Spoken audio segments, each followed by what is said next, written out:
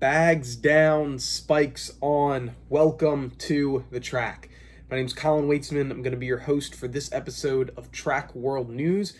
And last episode of 2020, we finally made it. Really looking forward to finally being on the other side of this thing. It's been a really weird, wild year. I'm sure it has been the same for you, and track and field is no exception. So we're going to take a look back at this year, some of the high points, the wildness that we've had.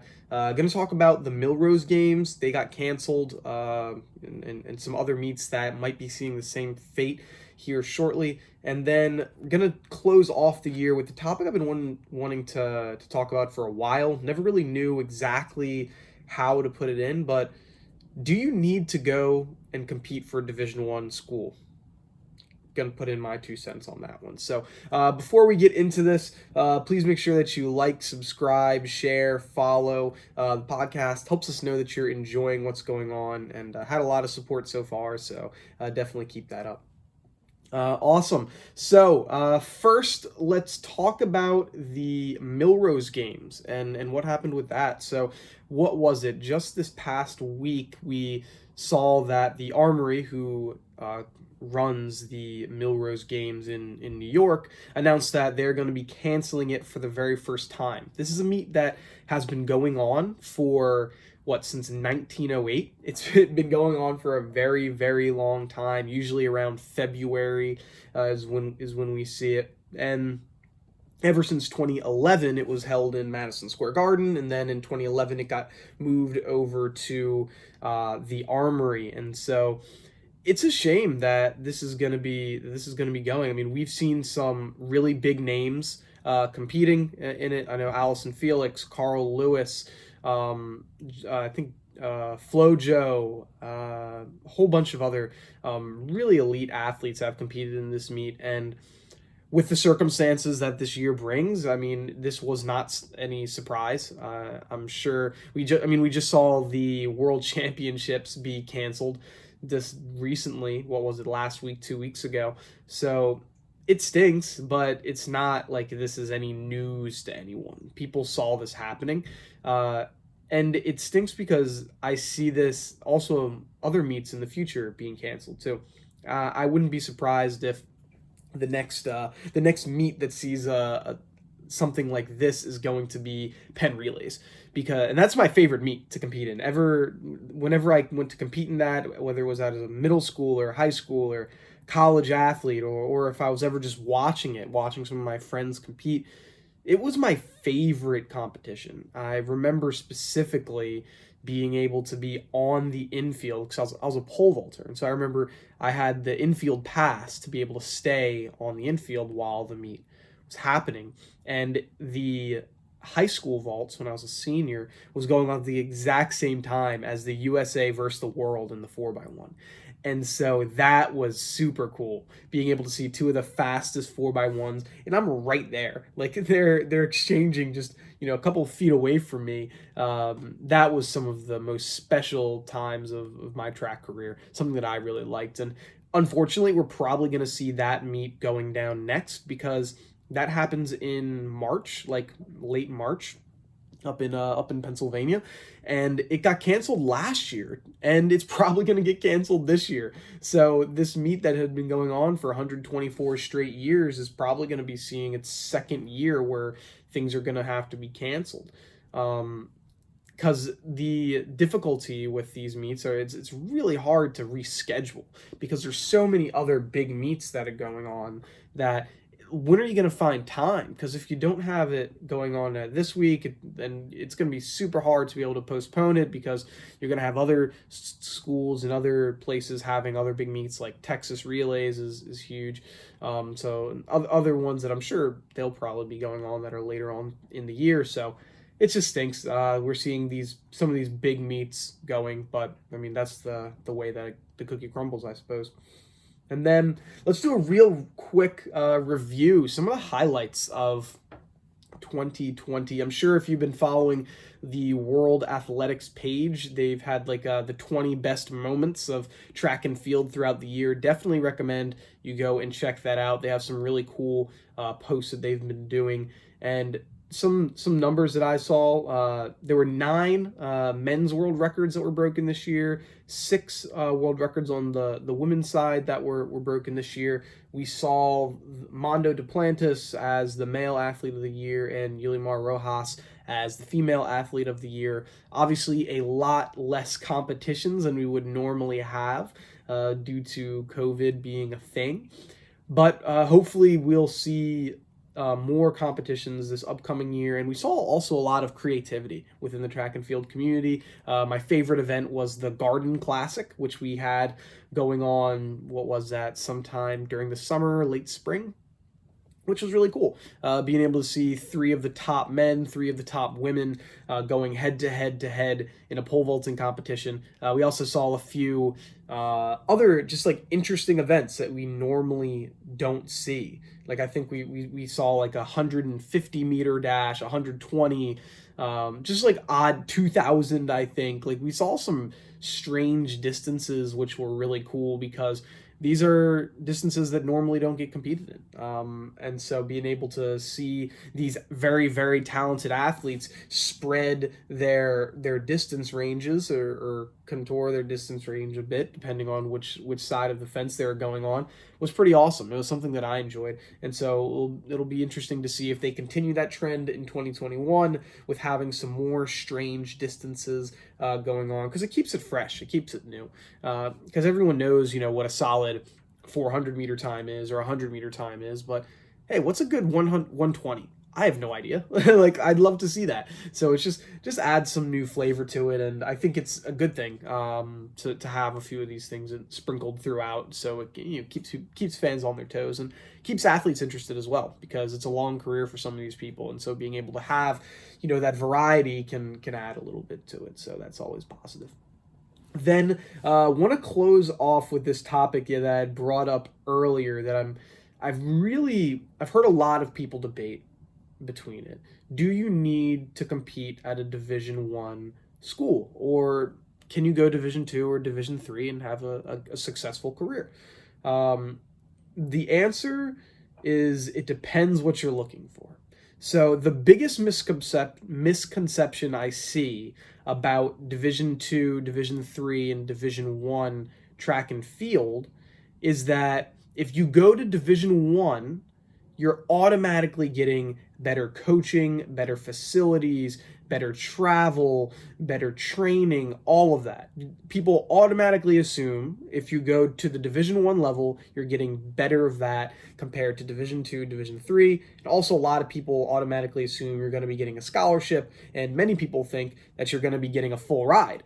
Well, that's not the case. It's not the case for many athletes.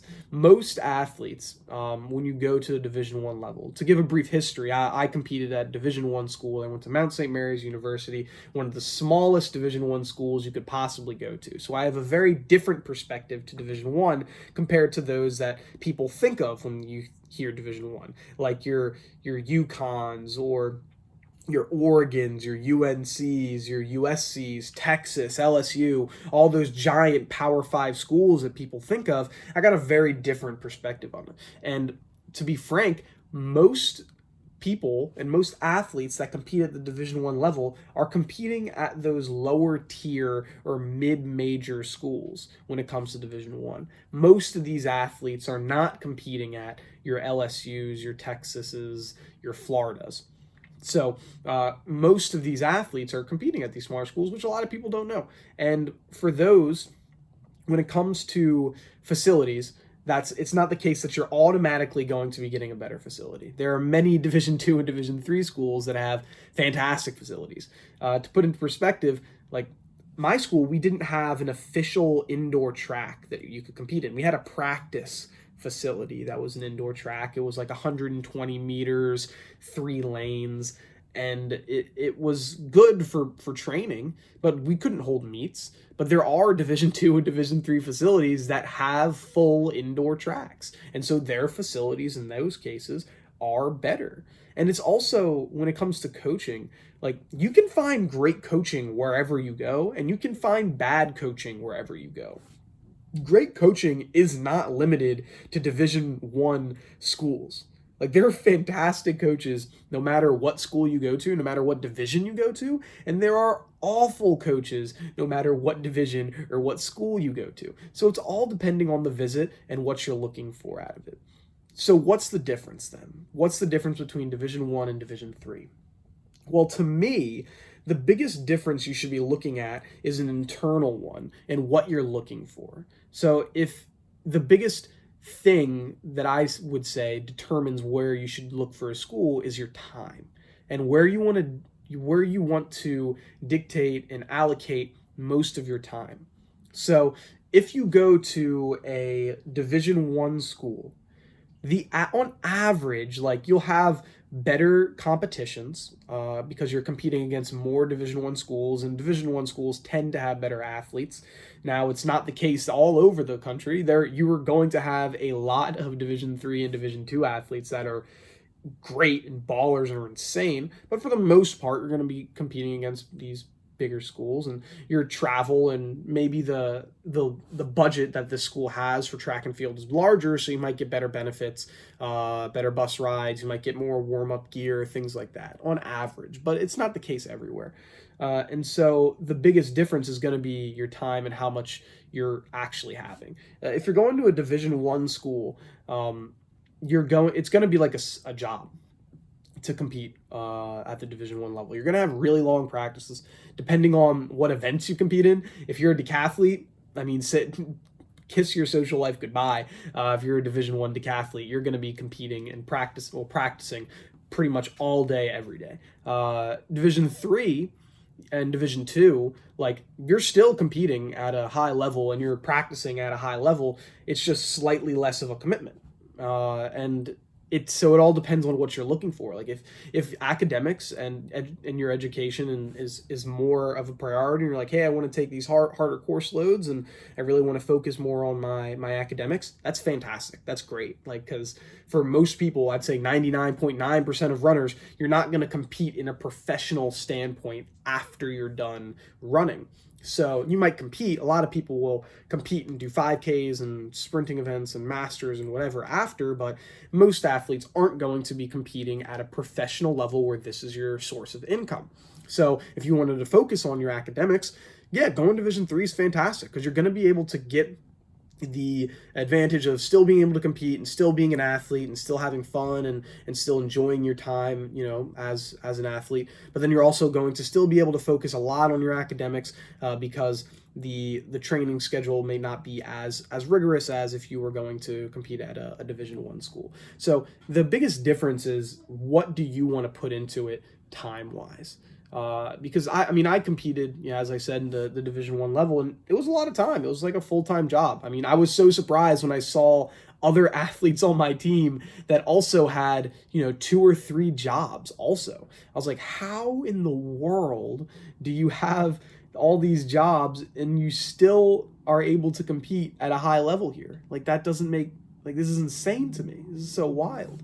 And so it's crazy. You're going to find those people that are super dedicated, but that's at every level. And so the biggest thing and the biggest misconceptions that I'll go back to before closing up is, like, you're going to find great situations and awful situations no matter where you go. So make sure when you're going on those recruiting trips, when you're doing your research on the school, make sure you talk to the coaches, make sure you talk to the athletes, and you see what it is that you're getting into and know what it is that you want to dedicate most of your time. I knew when I was an athlete that I really, really wanted to dedicate a lot of my time to track and field. I really wanted to focus on it. And so going to the Division 1 level was for me. And one more thing, when it comes to skill, and people think, oh, do I have the ability to compete at the Division 1 level? Most people will think of these Power 5 schools and scholarship athletes and thinking, oh, if I don't run a sub 48 in the 400, or I don't run a sub 10-1 in the 100, I'm never going to be, or I don't vault 17 feet, I'm never going to be able to, go to a Division 1 school. And that's just not the case. There were tons of people that were either at my school or at similar Division 1 schools that I was at and ran times that were okay high school times. Like, if you want to go and say you compete at a Division I school, like if that's something that you want to do, like you just want to have the tag and say I was a Division I athlete, like a lot of schools will take you as a walk-on. I mean, you're not going to be competing nearly as much as if you were going to a Division II or Division III school, but if you want to go D1, for the most part you can. Like, to give you an example, like if you're at a 55 in the 400, you could go Division I if you wanted to. You're not going to compete very much. You're not going to get a whole lot of focus. The coaches probably are. You're not going to be at the head of the training wheel, and that's for pretty much any school you go to running that times at the Division I level. But you can do it. Like, there are schools that would take you as a walk-on. And when it comes to scholarships, I mean, scholarships are extremely limited in any capacity for the Division I level. So it's going to be really difficult unless you're one of those upper echelon athletes in order to get one. So that's going to be interesting. But that's my 2 cents on, do you need to go to the Division I level if you wanted to be a high level athlete? You don't have to. I mean, you can just look, if you just go to TFRRS and you'll look at the top times and the top distances and top throws for Division III, Division II, and Division I. They're fairly similar. Like, they're ballers at every level. So it's not like you're going to be going to, if you're not going D1, you're not going to be able to compete and you're just going to, run over everyone. Just find what makes the most sense for you.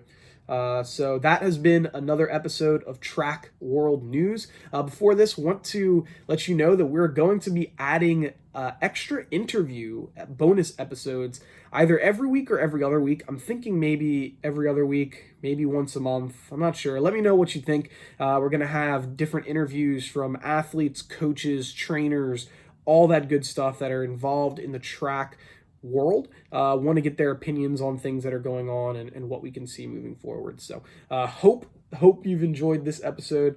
Make sure, if you want more content, to follow us on Instagram at Track World News.